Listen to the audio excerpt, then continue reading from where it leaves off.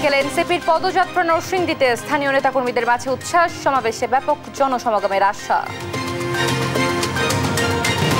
আবু সাইদ হত্যা মামলায় সাবেক প্রক্টর সহ ৬ আসামির ট্রাইব্যুনালে আজ স্টেট ডিফেন্সের বক্তব্য শুনবেন আদালত। সাবেক প্রধান বিচারপতি খায়রুল হক ৭ দিনের রিমান্ডে, জাল ও বিদ্বেষমূলক রায় দেওয়ার অভিযোগ। যুক্তরাষ্ট্র থেকে ২৫টি বোয়িং কিনলে ভবিষ্যতে চাপে পড়বে বিমান, শুল্ক নীতির আলোচনায় বিকল্প খোঁজার পরামর্শ। ট্রেড ব্যালেন্সটা ডিফিসিয়েন্সি করতে চাচ্ছে, ডিফিসিয়েন্টটা কাভার করতে চাচ্ছে, সেই ক্ষেত্রে কিন্তু এটাতে খুব একটা লাভ হবে সেটা কিন্তু নয়। লালমনিরহাটের ডালিয়া ব্যারাজে বিস্তার পানি বিপদসীমার ৫ সেন্টিমিটার ওপরে, বাঁধ ভেঙে কয়েকটি গ্রাম প্লাবিত।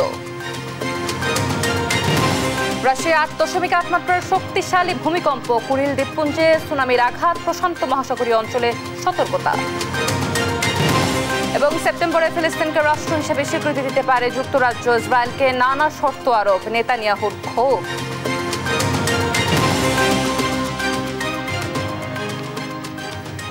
দেখছিলেন সুনামগুলো, সংবাদ দুপুরে আপনাদের সঙ্গে আছি আমি অতসী সেন। এবারে পুরো খবর। জুলাই পদযাত্রা কর্মসূচির অংশ হিসেবে বিকেলে নরসিংদীতে পথসভা ও সমাবেশ করবে জাতীয় নাগরিক পার্টি এনসিপি। কেন্দ্রীয় নেতাদের আগমন উপলক্ষে জেলা জুড়ে চলছে ব্যাপক প্রস্তুতি। নরসিংদী পৌরসভার সামনে আয়োজিত সমাবেশে ৫০,০০০ মানুষের সমাগম আশা করছেন স্থানীয় নেতারা। আরও জানাচ্ছেন অঙ্কন চৌধুরী। দেশ গড়তে জুলাই পদযাত্রার কর্মসূচিতে অংশ নিতে এনসিপির কেন্দ্রীয় নেতারা মঙ্গলবার রাতে নরসিংদীতে পৌঁছান। বুধবার দুপুরে তারা শহীদ পরিবারের সঙ্গে মত বিনিময় এবং বিকেল ৪:৩০টায় পদযাত্রা শুরু করে ৫টায় নরসিংদীর পৌরসভা চত্বরে পথসভায় যোগ দেবেন। সমাবেশ ঘিরে সব প্রস্তুতি সম্পূর্ণ। জেলার সব উপজেলা থেকে নেতাকর্মী ও সাধারণ মানুষের অংশগ্রহণে ব্যাপক জমায়েতের আশা করা হচ্ছে। আমরা বিশ্বাস করি যে সারা বাংলাদেশে যত কর্মসূচি হয়েছে তার চেয়ে নরসিংদীর মধ্যে আমরা আলোড়ন সৃষ্টি করবো ইনশাআল্লাহ। পুরো বাংলাদেশে আমাদের নরসিংদী যে আন্দোলনটা হয়েছে এটা খুবই আলোকিত হয়েছে। নেতাকর্মীদের দাবি নরসিংদী এনসিপির ঘাঁটি, আজকে সমাগমেই মিলবে তার প্রমাণ। মোটামুটি প্রায় ৫০,০০০ মানুষের একটা পরিকল্পনা আছে, এখানে জমায়েত হবে। আমরা আমাদের জায়গা থেকে সর্বোচ্চ প্রিপারেশন নিয়েছি, কোনো ধরনের বিশৃঙ্খলা, কোনো ধরনের অকার্যকতা যদি নরসিংদীতে হয় আমরা তা প্রতিরোধ করব। সকালে এইচএসসি পরীক্ষা থাকায় বিকেল ৪টা থেকেই কর্মসূচি শুরু করার কথা জানান নেতারা। আমাদের কেন্দ্রীয় লিডারদের বরণ করার জন্য সর্বোচ্চ প্রস্তুতি আমরা নিয়েছি। আইন শৃঙ্খলা পরিস্থিতি নিয়ন্ত্রণে রাখতে জেলা পুলিশের পাশাপাশি র্যাব ও সেনাবাহিনী কাজ করবেন। অঙ্কন চৌধুরী, নিউজ ডেস্ক, দেশ টিভি। নরসিংদীতে এনসিপির পথসভার খবর জানাতে সরাসরি যোগ দিচ্ছেন সহকর্মী বিল্লাল হোসেন। আমরা যুক্ত হচ্ছি। বিল্লাল, পদযাত্রা ঘিরে সেখানকার পরিস্থিতি কেমন দেখছেন এবং আসলে সেন্ট্রালের যে নেতাকর্মীরা আসছেন এইটিকে ঘিরে উপস্থিতি কেমন দেখছেন এবং আসলে জনগণ কি বলছে?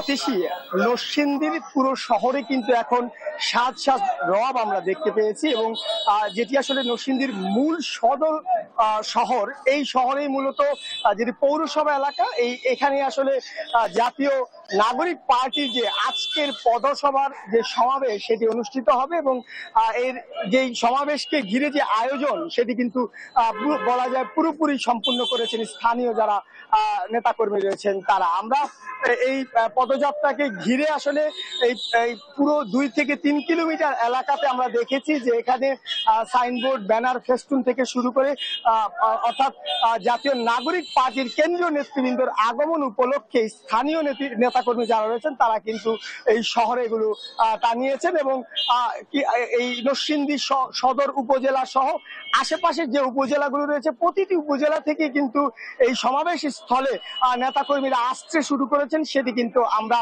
কিছুক্ষণ আগে থেকে আসলে দেখেছি এবং সকাল থেকেই কিন্তু যে পুরো প্রস্তুতি এই সমাবেশকে ঘিরে সেটি কিন্তু স্থানীয় নেতাকর্মীরা নিয়েছেন।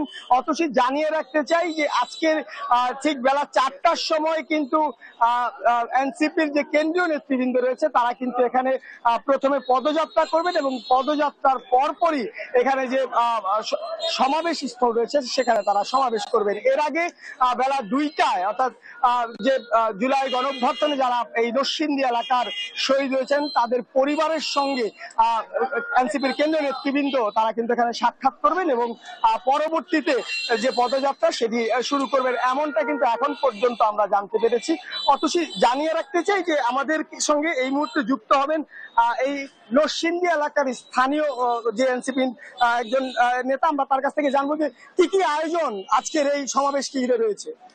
দেখেন, আজকে 30 জুলাই আমরা অনেক এক্সাইটেড ছিলাম আমাদের নরসিংদীর এই পদযাত্রাটি নিয়ে। আমাদের যে স্থানীয় নেতৃবৃন্দ আছে এবং আমাদের ছাত্রদের যে আকাঙ্ক্ষা যে যারা জাতীয় বীরদের তারা দেখবে, যে যারা জুলাইয়ের সম্মুখ যোদ্ধারা ছিল, যেমন নাহিদ ভাই, সাজিদ ভাই, তারপর যে সামান্তা সার্বিন, যারা আপু। তো আমরা আমাদের নিজের থেকে আমরা এত পরিমাণে কাজ করতেছি। আমরা দেখতে পাচ্ছেন যে আমরা এখানে পোস্টারিং এর থেকে শুরু করে মঞ্চ আমাদের সবকিছু সাজিয়ে পেয়েছি। আমরা আমাদের নেতাদের বরণ করার জন্য প্রস্তুত, কিন্তু দেখা যাচ্ছে যে আমাদের আজকে এক্সাম হওয়ার কারণে আমরা একটা পর থেকে আমাদের পদযাত্রাগুলো শুরু করব। অসংখ্য ধন্যবাদ আপনাকে। অতসী জানিয়ে রাখতে চাই যে এই আজকের পদযাত্রা এবং সমাবেশকে ঘিরে কিন্তু নরসিংদীতে আইন শৃঙ্খলা বাহিনীর সদস্যদের যে তৎপরতা সেটিও রয়েছে, এবং পাশাপাশি পুলিশ সহ অন্যান্য যে সকল আইন শৃঙ্খলা বাহিনীর সদস্য আছেন তারাও কিন্তু শহরে তাদের যে অবস্থান সেটি তারা ধরে রেখেছে, এমনটা কিন্তু আমরা দেখেছি। অতসী এই মুহূর্তের পরিস্থিতি আমার কাছে এই ছিল। ধন্যবাদ আপনাকে। দর্শক, আজ বিকেল 4টায় নরসিংদীতে রয়েছে এনসিপির পদযাত্রা এবং পথসভা, সে বিষয়ে জানাছিলেন আমাদের সহকর্মী। জুলাই গণঅভ্যুত্থানের প্রথম শহীদ আবু সাইদ হত্যা মামলায় 30 আসামির বিরুদ্ধে অভিযোগ গঠনে আজ স্টেট ডিফেন্সের বক্তব্য শুনবেন আদালত। মঙ্গলবার প্রসিকিউশনের শুনানি শেষ হয়। বুধবার সকালে মামলায় রোকেয়া বিশ্ববিদ্যালয়ের সাবেক প্রক্টর শরীফুল ইসলাম, সাবেক এএসআই আমির হোসেন সহ 6 আসামিকে ট্রাইব্যুনালে হাজির করা হয়। এর আগে মঙ্গলবার সাবেক প্রক্টর শরীফুলের পক্ষে শুনানি করেন আইনজীবী আমিনুল গনি টিটু। এ মামলায় অব্যাহতির আবেদন করেন আসামি পক্ষের আইনজীবীরা। আর রাষ্ট্রপক্ষের আশা মামলায় অভিযোগ গঠনের অনুমতি দেবেন ট্রাইব্যুনাল। এর আগে 22 জুলাই রংপুরের বেগম রোকেয়া বিশ্ববিদ্যালয়ের সাবেক ভিসি, রংপুরের সাবেক পুলিশ কমিশনার সহ 24 জনকে পলাতক ঘোষণা করেন আন্তর্জাতিক অপরাধ ট্রাইব্যুনাল 2। 30 জুন আনুষ্ঠানিক অভিযোগ দাখিল করে প্রসিকিউশন। ওই দিন 30 আসামির বিরুদ্ধে আনা অভিযোগ আমলে নেয় ট্রাইব্যুনাল।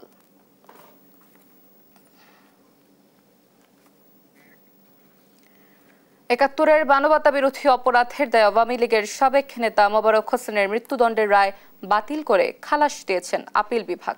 প্রধান বিচারপতি সৈয়দ রেফাত আহমেদের নেতৃত্বে 5 বিচারপতির আপিল বেঞ্চ মঙ্গলবার এ আদেশ দেন। মুক্তিযুদ্ধ চলাকালে মানবতা বিরোধী অপরাধের মামলায় 2014 সালের 24 নভেম্বর আওয়ামী লীগের বহিষ্কৃত নেতা মোবারক হোসেনকে মৃত্যুদণ্ডাদেশ দেন বিচারপতি এম ইনায়েতুর রহিম, বিচারপতি জাহাঙ্গীর হোসেন ও বিচারপতি আনোয়ারুল হকের সমন্বয়ে গঠিত আন্তর্জাতিক অপরাধ ট্রাইব্যুনাল। পরে মৃত্যুদণ্ড থেকে খালাস চেয়ে মোবারক হোসেন আপিল করেন। চলতি বছরে 8 জুলাই সেই আপিলের শুনানি শুরু হয়।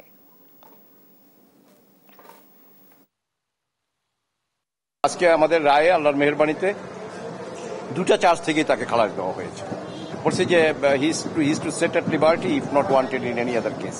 তো আমাদের জানা মতে আর কোনো মামলা নাই। ট্রাইব্যুনালের রায় বাতিল হলো এবং ওনাকে নির্দোষ সাব্যস্তে খালাস দেওয়া হলো। দর্শক, আদালতের খবর জানাতে ট্রাইব্যুনাল থেকে যোগ দিচ্ছেন আমাদের সহকর্মী সাবরিনা মজুমদার। আমরা যুক্ত হচ্ছি। সাবরিনা, আদালতের আজকের খবরাখবর আমাদের জানান।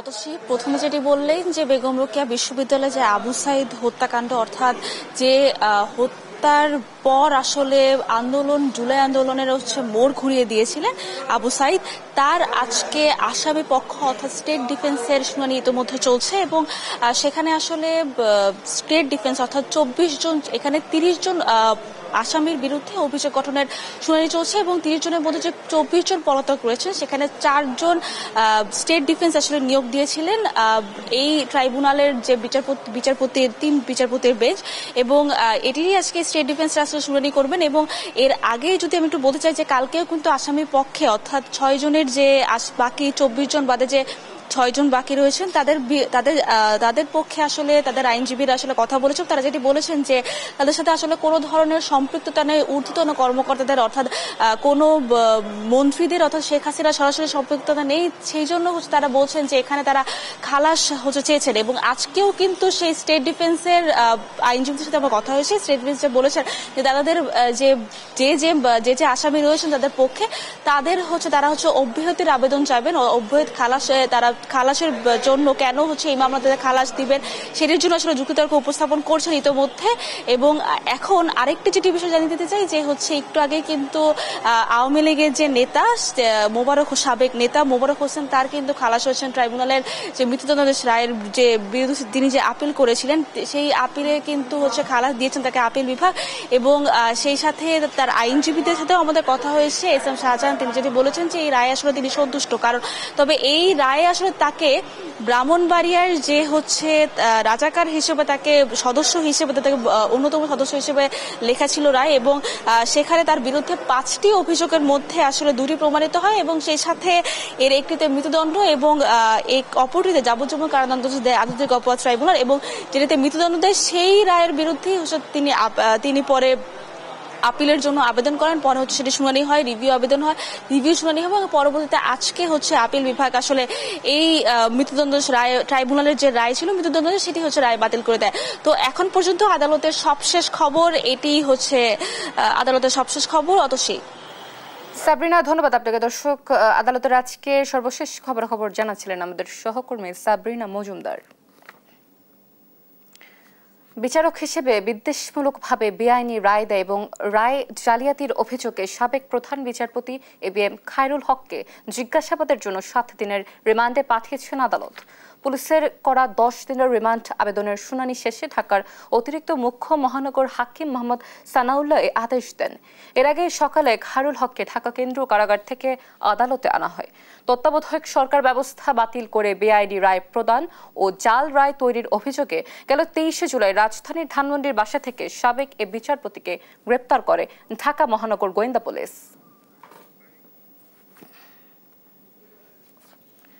দর্শক, এই বিষয়ে আরো জানাতে আমাদের সাথে সরাসরি যুক্ত হচ্ছেন আমাদের সহকর্মী AH হিমেল। আমরা যুক্ত হচ্ছি।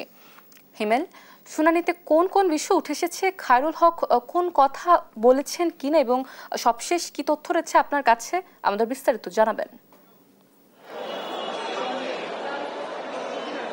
অতসী, আমি এই মুহূর্তে ঢাকার যে সিএমএম কোর্ট আছে সিএমএম কোর্টের সামনে রয়েছি। আমরা আজকে সকালে যেটি দেখতে পেরেছি যে আজকে কিন্তু সাবেক 19তম প্রধান বিচারপতি এবিএম খায়রুল হককে কিন্তু আদালতে তোলা হয়েছে এবং আমরা যেটি জানতে পেরেছি আজ শাহবাগ থানায় যে মামলাটি করা হয়েছে বেআইনি রায় এবং তত্ত্বাবধায়ক সরকার বাতিলের অভিযোগে রায়ের যে অভিযোগ সেই অভিযোগে যে শাহবাগে যে মামলা করা হয়েছে সেই মামলার রায়ে কিন্তু অভিযোগে কিন্তু আজ তাকে এই আদালতে তোলা হয়। এখানে আমরা যেটা জানতে পেরেছি এই রায়ের আগে পুলিশ 10 দিনের রিমান্ড মঞ্জুরের আবেদন করে আজ বিজ্ঞ আদালত কিন্তু শুনানি শেষে 7 দিনের রিমান্ড দেয় সাবেক এই প্রধান বিচারপতিকে। আমরা এখানে যেটা জানতে পেরেছি যে এই সাবেক প্রধান বিচারপতি দুর্নীতিমূলক বিদ্বেষমূলক ও বেআইনি রায় প্রদান সহ এবং তত্ত্বাবধায়ক সরকার বাতিলের যে রায় সেই রায়ের অভিযোগে কিন্তু শাহবাগ এবং নারায়ণগঞ্জ কিন্তু মামলা অভিযোগ করা হয় এবং আরেকটি মামলা করা হয় যাত্রাবাড়িতে, সেটি ছিল হত্যা মামলা। আজকের যে রায়টি হয়েছে সেটি কিন্তু শুধুমাত্র শাহবাগ থানায় যে মামলা দায়ের করা হয়েছে সেই মামলা দায়েরের কিন্তু আজকে এই রায় ঘোষণা করে বিজ্ঞ আদালত। আমরা এখানে সকাল থেকে পর্যবেক্ষণ করে যেটি দেখেছি যে সাবেক এই বিচারপতির এবিএম খায়রুল হকের 10 দিনের রিমান্ড আবেদন করে পুলিশ এবং তার পরবর্তীতে কিন্তু শুনানি শেষে বিজ্ঞ আদালত 7 দিনের রিমান্ড মঞ্জুর করে। আমরা এটিও দেখেছি যে এই খায়রুল হকের পক্ষে কোনো আইনজীবী কিন্তু আজকে এই শুনানিতে ছিল না, তেমনটা কিন্তু আমরা এখানকার যে প্রসিকিউটর আছে তাদের কাছ থেকে আমরা জানতে পেরেছি।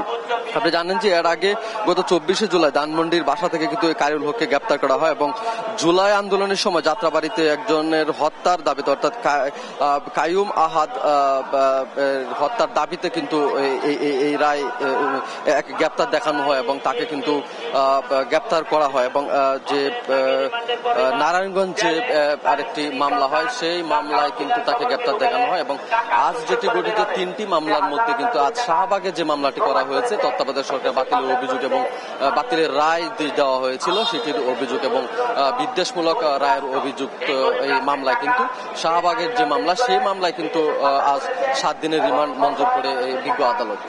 ঢাকার সিএমএম কোর্ট থেকে এই ছিল আমার কাছে সর্বশেষ তথ্য। অতসী। হিমেল, ধন্যবাদ আপনাকে। দর্শক, ঢাকার সিএমএম কোর্ট থেকে আমাদের সাথে সরাসরি যুক্ত ছিলেন আমাদের সহকর্মী AH হিমেল। রাষ্ট্রের গুরুত্বপূর্ণ পদমর্যাদা ক্রম নিয়ে রিভিউর রায় আগামী ৬ আগস্ট বুধবার সকালে আপিল বিভাগের জ্যেষ্ঠ বিচারপতি আশফাকুল ইসলামের নেতৃত্বাধীন ৫ সদস্যের আপিল বেঞ্চ এ আদেশ দেন। ২০১৫ সালের ১১ জানুয়ারি রাষ্ট্রীয় পদমর্যাদা ক্রম ঠিক করে রায় দেন সুপ্রিম কোর্টের আপিল বিভাগ, যার পূর্ণাঙ্গ রায় প্রকাশ হয় ২০১৬ সালের ১০ নভেম্বর। রায়ে রাষ্ট্রের সাংবিধানিক পদধারীদের পদক্রম উপরের দিকে রাখা ও অগ্রাধিকার দেওয়ার কথা বলা হয়। ওয়ারেন্ট অফ প্রেসিডেন্স বিষয়ে আপিল বিভাগের প্রকাশ করা পূর্ণাঙ্গ রায়টি লিখেন সাবেক প্রধান বিচারপতি মোহাম্মদ মোজাম্মেল হোসেন। রায়ের পর্যবেক্ষণে প্রধান বিচারপতির পদক্রম এক ধাপ উন্নীত করে জাতীয় সংসদের স্পিকারের সমান এবং স্বাধীনতা পদক ২১ পদক ও মহান স্বাধীনতা সংগ্রামে অংশগ্রহণের কারণে যেসব মুক্তিযোদ্ধা বীর উত্তম খেতাব পেয়েছেন তাদের পদক্রম যথাযথভাবে অন্তর্ভুক্ত করা উচিত বলে উল্লেখ করা হয়।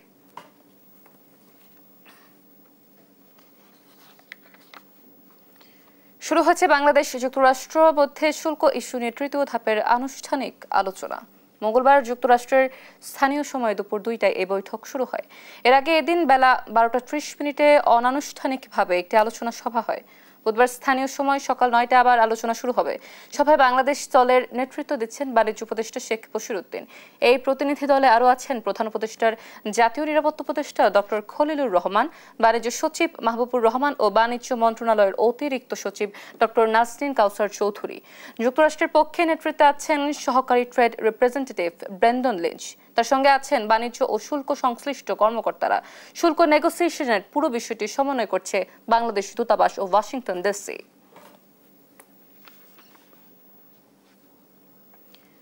যুক্তরাষ্ট্রের ৩৫% শুল্ক ঠেকাতে দেশটি থেকে ২৫টি বোয়িং কেনার যে সিদ্ধান্ত নিয়েছে বাণিজ্য মন্ত্রণালয়, এ বিষয়ে কিছুই জানে না বাংলাদেশ বিমান।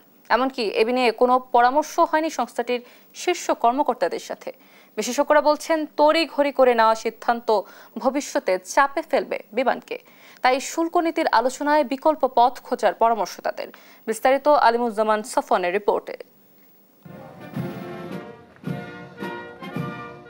ট্রাম্পের শুল্ক নীতির হুমকিতে টালমাটাল বিশ্ব, বাদ যায়নি বাংলাদেশও। ১ আগস্টের মধ্যে পারস্পরিক আলোচনায় চুক্তিতে পৌঁছানো না গেলে অতিরিক্ত ৩৫% মার্কিন শুল্কের মুখে পড়বে ঢাকা।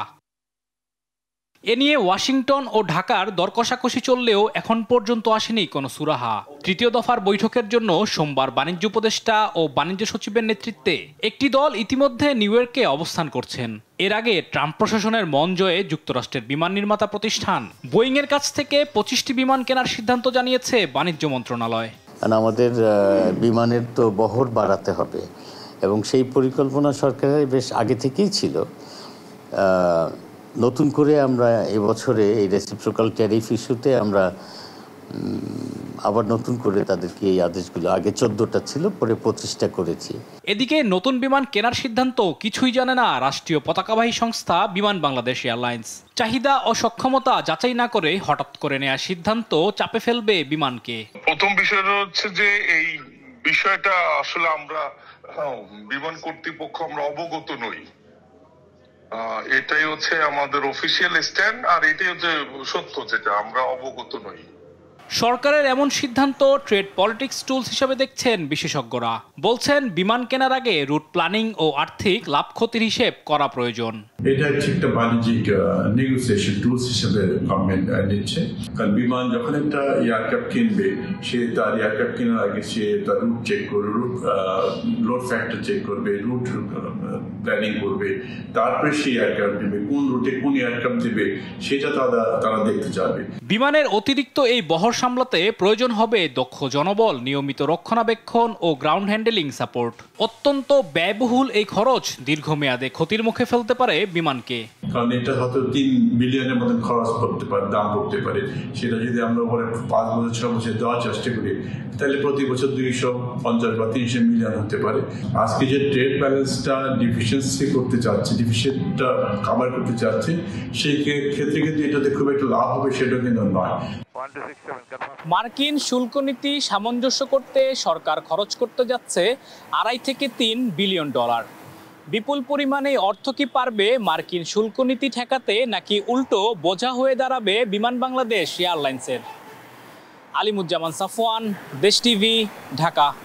দেশে 20% শিশু কম ওজন নিয়ে আর 16% জন্ম নিচ্ছে নির্ধারিত সময়ের আগে। এসব নবজাতক জন্ডিস, শ্বাসকষ্ট, ইনফেকশন সহ নানা সংকটে পড়ছে। বেড়ে যাচ্ছে জাতীয় শিশু মৃত্যুর হার। এই হার কমাতে saving women and premature babies প্রকল্প নিয়েছে বাংলাদেশ মেডিকেল বিশ্ববিদ্যালয়ের। ক্যাঙ্গারু মাদার ফ্যামিলি সেন্টার কেয়ারের মতো তাদের এই উদ্যোগ সারা দেশে ছড়িয়ে দিতে পারলে নবজাতক মৃত্যুর হার কমানো সম্ভব হবে বলে আশা করছেন বিশেষজ্ঞরা। হাসান আল মাহমুদের রিপোর্ট। অপরিণত শিশু জন্মদানে বাংলাদেশের অবস্থান সবচেয়ে নাজুক, বিশ্বের 103টি দেশের মধ্যে প্রথম। বিশ্ব স্বাস্থ্য সংস্থার হিসেবে দেশে প্রতি বছর জন্ম নেয় 30 লাখের বেশি নবজাতক। এর মধ্যে অপরিণত অবস্থাতেই জন্ম নিচ্ছে 4,88,000-এরও বেশি, আর 20% শিশু জন্ম নিচ্ছে কম ওজন নিয়ে। জন্মগত এসব ত্রুটির কারণে শারীরিক নানা জটিলতায় ভুগছে মা, নবজাতক উভয়ই। কিডনি ফাংশন হলে লবণের পরিমাণটা বাড়তি বা লবণেরটা একটু কমাইলে মনে করেন ইনফেকশনের পরিমাণটা আবার একটু বেড়ে যাচ্ছে। বাচ্চার ওজন কম, শ্বাসকষ্ট। অপরিণত শিশুর জন্মের জন্য মায়ের উচ্চ রক্তচাপ, ডায়াবেটিস, অপুষ্টি, গর্ভে একাধিক শিশু থাকা সহ নানা কারণ চিহ্নিত করছেন বিশেষজ্ঞরা। এতে নবজাতকের শ্বাসকষ্ট, জন্ডিস, ফুসফুসের সংক্রমণ, রক্তশূন্যতা দেখা দিচ্ছে। প্রভাব পড়ছে জাতীয় শিশু মৃত্যু হারে। অপরিণত যেসব শিশু বেঁচে থাকছেন তারাও বড় হচ্ছেন মারাত্মক ঝুঁকি নিয়ে। এসব শিশুর সুস্থতার জন্য পরিবারের সেবার উপর জোর দিচ্ছেন বিশেষজ্ঞরা।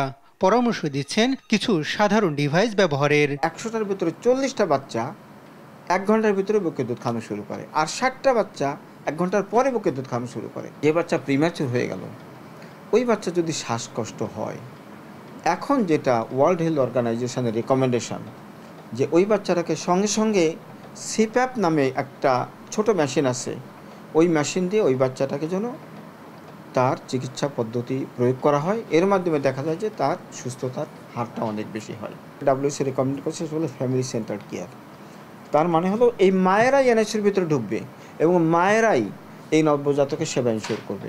নবজাতকের মৃত্যু কমাতে সেভ দ্য চিলড্রেনের সহায়তায় বাংলাদেশ মেডিকেল বিশ্ববিদ্যালয়ে সিপ্যাপ ডিভাইস ও ক্যাঙ্গারু মাদার কেয়ার প্রশিক্ষণ দেওয়া হচ্ছে। এই প্রকল্পে 1,65,000-এর বেশি গর্ভবতী নারীকে সেবা প্রদান করা সম্ভব হয়েছে এবং 87,000 যে নবজাতক যারা প্রিমেচিউর বার্থ হয়েছে তাদের উন্নত চিকিৎসা দেওয়া সম্ভব হয়েছে।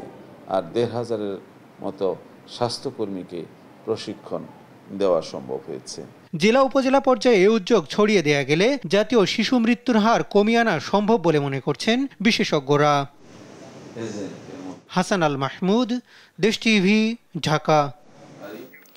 উজান থেকে নেমে আসা হঠাৎ ঢলে তিস্তা নদীর পানি বৃদ্ধি পেয়ে লালমনিরহাটের হাতি বান্ধার ডালিয়া ব্যারেজ পয়েন্টে বিপদসীমার 5 সেন্টিমিটার ওপরে প্রবাহিত হচ্ছে। মঙ্গলবার রাত 10টার দিকে পানি বিপদসীমার ওপরে ওঠে। প্রবল স্রোতে ধুবনি এলাকার একটি বাঁধ ভেঙে আশপাশের লোকালয়ে পানি ঢুকে পড়েছে। স্থানীয়দের মতে দুপুরের পর থেকেই পানি বাড়তে থাকে এবং সন্ধ্যার পর দ্রুত গতিতে লোকালয়ে প্রবেশ করে। পানি উন্নয়ন বোর্ডের নির্বাহী প্রকৌশলী সুনীল কুমার জানান, পরিস্থিতি আগামী 24 ঘন্টা স্থিতিশীল থাকতে পারে এবং তারপরেই ধীরে ধীরে পানি কমে আসবে। ব্রাহ্মণবাড়িয়ার সরাইলে দুর্বৃত্তের হামলায় এক ব্যবসায়ী নিহত হয়েছেন। মঙ্গলবার রাতে উপজেলার কালীকচ্ছ ইউনিয়নের নন্দীপাড়া গ্রামে এই ঘটনা ঘটে। পুলিশ জানায়, মোস্তফা কামাল রাতে দোকান বন্ধ করে বাড়ি ফিরছিলেন। বাড়ির কাছের সড়কে দুর্বৃত্তরা তাকে কুপিয়ে জখম করে পালিয়ে যায়। এক পথচারী তাকে এভাবে পড়ে থাকতে দেখে তার পরিবারকে জানায়। পরে তাকে উদ্ধার করে হাসপাতালে নিলে কর্তব্যরত চিকিৎসক তাকে মৃত ঘোষণা করেন।